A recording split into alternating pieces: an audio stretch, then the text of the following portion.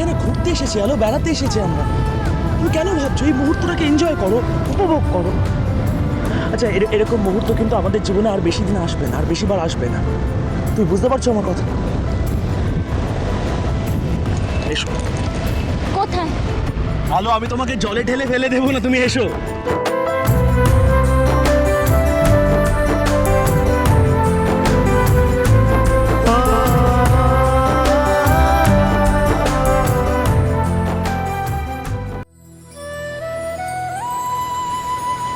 আচ্ছা, এই পাগলের মতো নৌকাটা জোগাড় করে আমরা কোথায় যাচ্ছি বলো তো?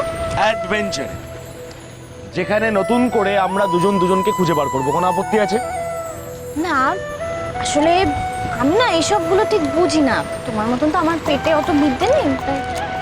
ওই সমস্ত কথা বললে এখন চলবে না আলো। হ্যাঁ, লোকে আমাকে এখন কি বলে ডাকে তুমি জানো? আপনি আলো ম্যাডামের হাজবেন্ড, তাই না? ও মাই গড, মানে আপনি, আপনার তো ব্যাপার স্যাপার এখন আলাদা, কোনো কথা হবে না। তোমার সাথে না আমি কথা বলবো না, সব সময় আর কি মারো। এই আর কি মানিনি, আমি সিরিয়াসলি বলছি, বিশ্বাস করো, আমি সত্যি বলছি। তোমার স্বামী হিসেবে নিজের পরিচয় দিতে আমার না সত্যি গর্ববোধ হয়। তোমার মধ্যে যে গুণগুলো আছে, তুমি দেখো একদিন সবাই সেটা জানতে পারবে, সবাই। অনেক ভালো হবে এতে, তোমার একটা নিজস্ব পরিচয় তৈরি হবে, এতে তোমার আত্মবিশ্বাস বাড়বে, তোমার খুব ভালো হবে, তুমি দেখো। তুমি না একটা পাগল, জানো তো?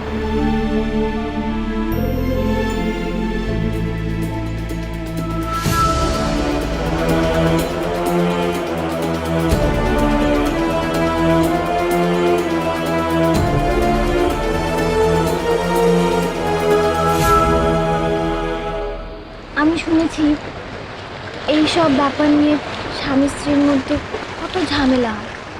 আর তুমি কি সহজেই বলে দিলে যে আমার নিজের একটা পরিচয় দাও।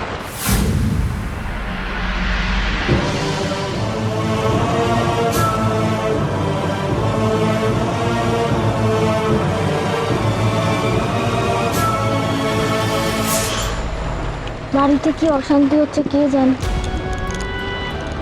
ফিরে হয়তো দেখবো দিদিভাই আমার সঙ্গে কথা বলাই বন্ধ করে দিয়েছে। তার মধ্যে তুমি ফোনটাকে বন্ধ করে রেখে দিয়েছো। কি যে হচ্ছে না, আমি কিছু বুঝতে পারছি না। আরে, আর তো কোনো উপায় ছিল না আমার কাছে। কি উপায় ছিল বলো? তোমার যে তখন মনের অবস্থা ছিল, আমার মাথায় শুধু একটা কথাই ঘুরছিল যে তোমার মাইন্ডটাকে কি করে ডাইভার্ট করা যায়। তোমাকে খুশি দেখতে চাই আমি আগে, যে করে হোক, যেভাবে হোক। আচ্ছা, একটা প্রশ্ন করবো তোমাকে, তুমি সত্যি খুশি তো?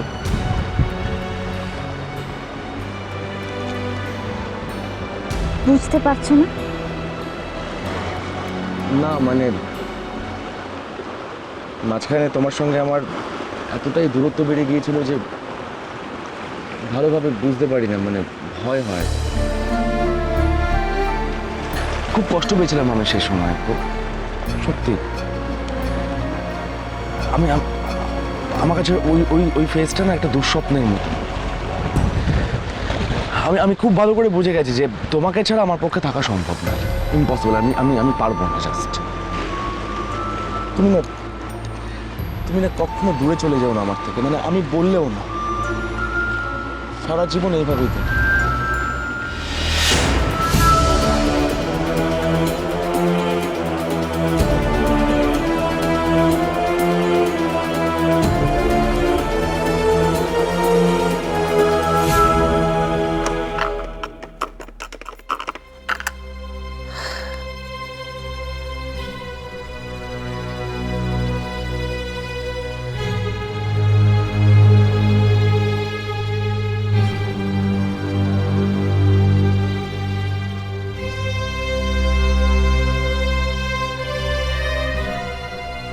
বার বেলায় রওনা দিছে দুইজনে,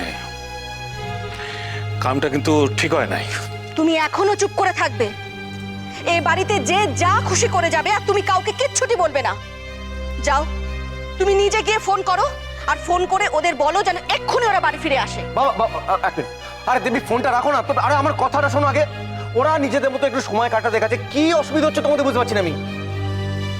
নিজেকে মতো সময় কাটানোটা দোষের না, দোষের হইল অসময়ে যাও না, দোষের হইল বাড়ির কাউরে কিছু না বইলা যাও না। শোন শোন শোন শোন বড় কোকা, আরে বয়সে ছোট, দোষ করলে শাসন তো করতেই হইব নাকি? বাবা তুমি ও ফোনটা ধরে আমার দাও তো বড় বৌমা, আমি কথা কমু হাগো লগে দাও। কার সঙ্গে কথা বলবেন বাবা? ফোন সবাই বন্ধ করে রেখে দিয়েছে। আপনি যদি চান, যদি কোনো প্রয়োজন হয়, তাহলে ফোনে কাউকে পাওয়া যাবে না। আর এই সমস্ত কিছুর জন্য দায়ী কে জানেন? আপনার বড় ছেলে। নিজের তো কোনো দায়িত্ব জ্ঞান নেই, বাড়ির অন্যদের ছোটদেরও একই শিক্ষা দিচ্ছে। দেবী এভাবে কথা বলো। কেন বলবো না? তুমি এ বাড়ির বড় ছেলে, কোথায় তুমি ওদের শাসন করবে তা না করে ওদের অন্যায়কে প্রশ্রয় দিচ্ছ তুমি। তুমি কেন ভুলে যাচ্ছ আলো মা হতে চলেছে? এরকম একটা সময় যদি কিছু একটা ঘটে যায়, যদি হিতে বিপরীত হয়, তখন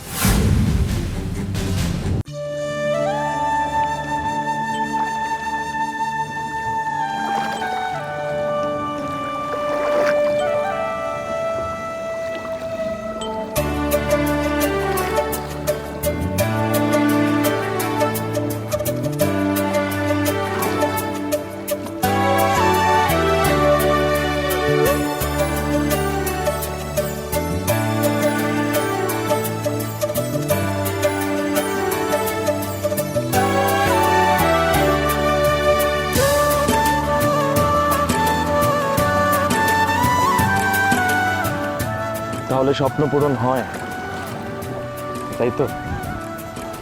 তোমাকে বলতাম মনে আছে, আমি একটা স্বপ্ন প্রায়ই দেখি।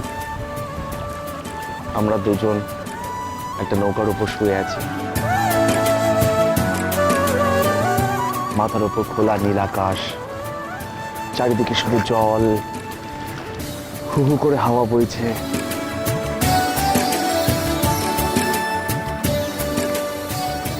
সেই স্বপ্নটা কিন্তু পূরণ হলো আলো।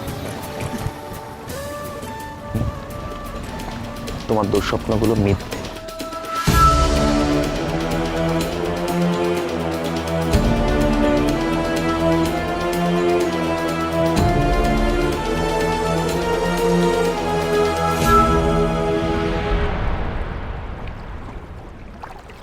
আলো, তোমার আর আমার মাঝখানে কেউ আসতে পারবে না, কেউ না।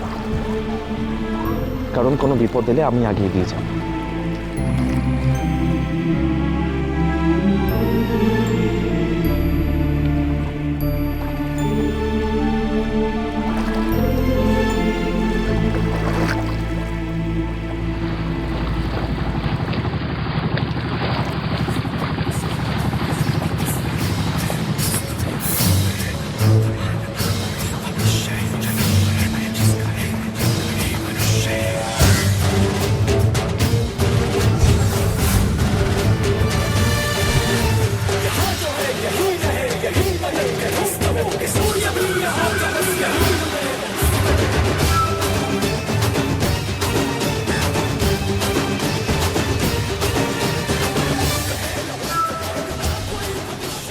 কেউ আসছে, সৌরভ, কেউ আসছে।